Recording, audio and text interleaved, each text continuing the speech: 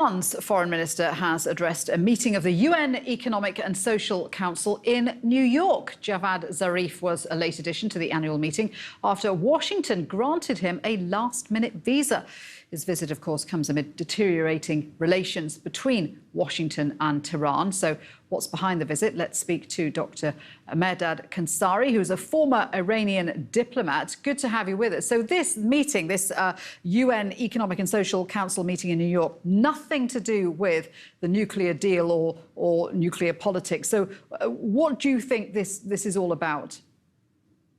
Well, I think this was a good opportunity for Mr. Zarif to use his visit to New York as a public diplomacy ploy to promote the views of his government in line with the kind of criticisms that it has been receiving in the international community for having breached some of Iran's commitments to the JCPOA, the nuclear treaty, and of course in trying to project an image that Iran is vibrant and resistant to the domestic community within.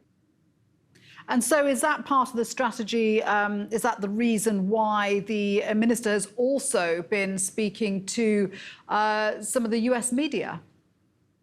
No, well, of course, yes, that is part of it. I mean, there are two other, I think, important angles attached to it. One,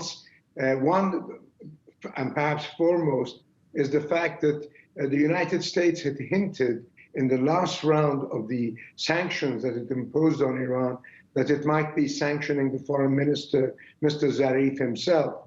So his presence in New York essentially meant that the United States had backed down from that threat by granting him a visa.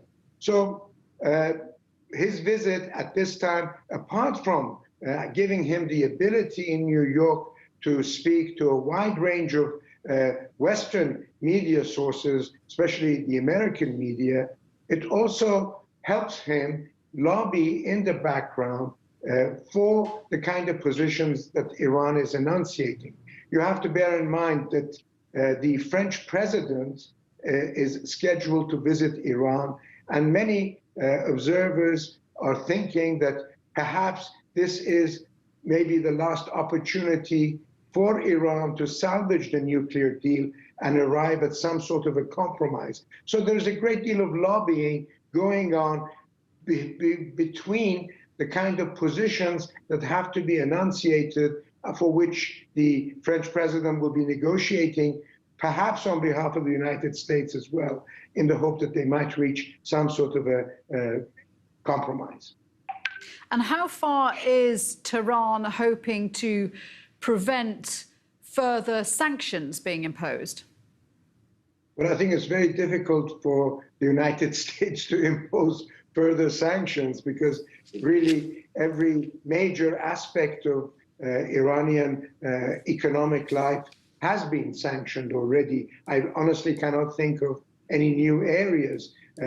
This is a very, very strong economic war that the United States is waging on Iran. And of course, it's very difficult for the Iranian regime to bear the consequences of this if this was to go on for a protracted period of time, lasting beyond a year or two, which it is sort of really positioned itself to accept before anything is resolved. Mehrdad Khonsari, thank you very much indeed.